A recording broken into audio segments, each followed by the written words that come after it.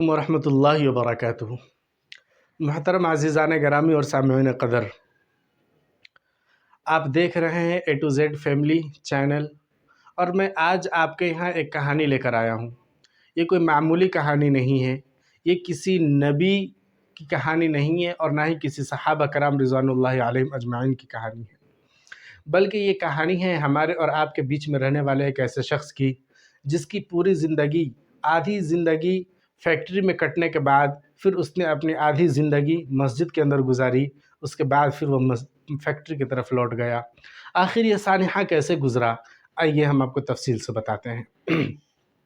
تو واقعہ یوں ہے کہ ایک صاحب جو اپنی فیکٹری کے اندر کام کر رہے تھے، ہمارے اور آپ کی طرح ایک عام مسلمان تھے۔ وہ وقت گزرتا گیا، وہ اپنے فیکٹری کے اندر کام کرتے گئے، ان کی عمر 32 برس کو پہنچ گئی۔ ایک روز جب وہ اپنے فیکٹری کو بند کرنے والے تھے، اچانک سے ان کے سامنے ایک کتا گھسیٹتا ہوا، رینگتا ہوا آیا، جس کے 3 پاؤں بالکل ٹوٹ چکے تھے، ختم ہو چکے تھے۔ اس کے پیٹ کے اندر بھی زخم بھرا ہوا تھا، اس کے جبڑے کے اندر بھی تکلیف تھی، اس کا جبڑا بھی ٹوٹ کر ختم ہو چکا تھا۔ آخر ایسے شخص کو دیکھنے کے بعد اس کے اندر جو نیچرل فطری چیز ہونا چاہیے تھا، وہ احساس ان کے اندر جگا، اور انہوں نے ڈاکٹر کو فون ملایا۔ ابھی ڈاکٹر کو فون ملایا تھا، ابھی رنگ بجی ہی تھی کہ انہوں نے فوراً فون کاٹ کر دیا۔ معاملہ یوں ہوا کہ ان کے ذہن میں اس وقت فوری طور پر یہ بات آ گئی کہ آخر اللہ رب العزت جو ہر ایک شخص کو رزق پہنچانے والا ہے، ہر ایک شخص کا رزق مقدر لکھ دیا ہے، وہ کسی نہ کسی صورت اسے مل کر رہتی ہے۔ تو آخر میں دیکھنا چاہتا ہوں کہ جو علماء کرام جو فرماتے ہیں کہ رزق اللہ کے ذمہ ہے، وہ کسی نہ کسی صورت ہر شخص کو پہنچا کر رہتا ہے، تو میں بھی دیکھوں آخر اس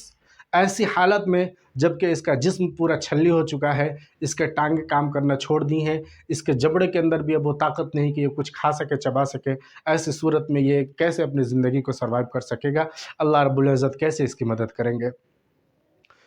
وہ شام کا وقت تھا، شام سے رات گزر گیا، وہ شخص اسی طاق میں، فراق میں اس کو دیکھتا رہا۔ وہ بے ہوش ہو گیا، کتا اب اس کے اندر بالکل بھی سکت نہیں تھی۔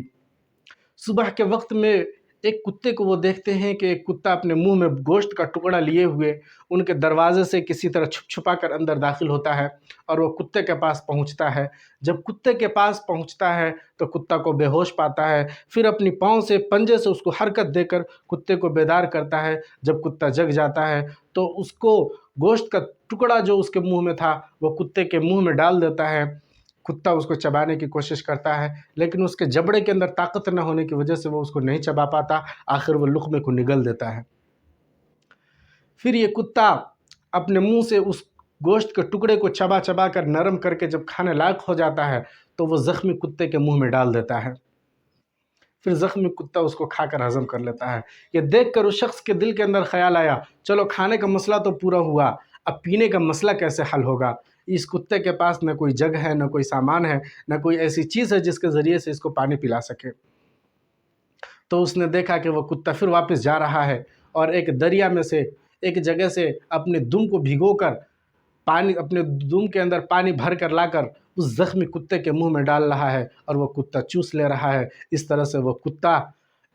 سے اس کتے کی کھانے اور پینے کی ضروریات اور مسائل پورے ہوتے ہیں۔ اس مسئلے سے وہ شخص بہت ہی متاثر ہوا، اور اتنا متاثر ہوا کہ اس نے ٹھان لیا کہ اب ہم بھی، جب اللہ رب العزت اس مخلوق کو، اپنے اس کتے کو کھانا اور پینا دلا سکتا ہے، ہم جیسے آدمی کو جس کو افضل البشر کہا، تو ہمیں کیوں نہیں دلا سکتا؟ چنانچہ وہ مسجد کے اندر پہنچتا ہے، اور اس دن سے وہ عبادت اور ریاضت میں مشغول ہو جاتا ہے، اور اس کا عبادت اور ریاضت پورے 30 سال تک چلتا ہے، اور اس کے بعد اللہ رب العزت اس کو فضیلت بخشتے ہیں، وہ حاجی صاحب بھی بن جاتا ہے۔ حاجی صاحب بننے کے بعد اس کے پاس لوگوں کی بھیڑ لگ جاتی ہے، لوگ اس سے دعاؤں کے لیے کہتے ہیں، یہاں شخص ہاتھ اٹھاتا ہے، اس کی دعائیں قبول ہوتی ہیں۔ اسی طرح کی ایک بیٹھک میں جب وہ اپنی کہانی سنا رہے تھے، لوگوں کے مسائل کو حل کر رہے تھے، تو ان کو اپنا واقعہ یاد آ گیا کہ کس طرح سے وہ فیکٹری کے مالک سے، فیکٹری کے اندر ایک معمولی انسان کے طرح اپنی زندگی بسر کرتے ہوئے توکل الی اللہ کا سبق ان کو ملا۔ وہ بالکل اسی طرح واقعہ سنا رہے تھے جیسا کہ ہم نے آپ کو شروع ویڈیو کے اندر بتایا۔ ایک صاحب انجینئر جو ان کے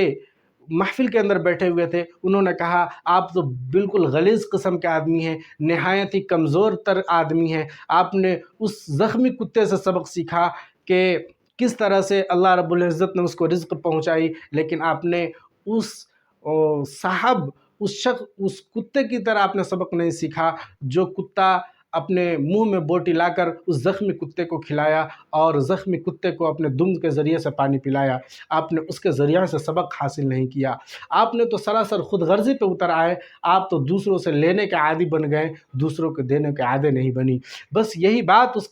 کے دل کے اندر کھٹک گئی، اور اسی وقت وہ اپنے محفل کو ختم کیا اور مسجد کے اندر جا کر 2 رکعت نفل نماز پڑھی اور باہر سے تالا لگا دیا۔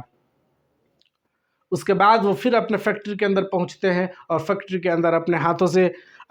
سے ڈیزائن بناتے ہیں، ڈیزائن بنانے کے بعد میں باہر ملکوں کے اندر بھیجتے ہیں، باہر ملک کے اندر بھیجنے کے بعد وہ ڈیزائن ان کا اپروول ہو جاتا ہے، پسند آ جاتا ہے، آرڈر آتی ہے، وہ 500 خواتین کو اپنے کارخانے کے اندر کام دیتی ہیں، پھر وہ 500 عورتیں اپنا کام کاج شروع کرتی ہیں،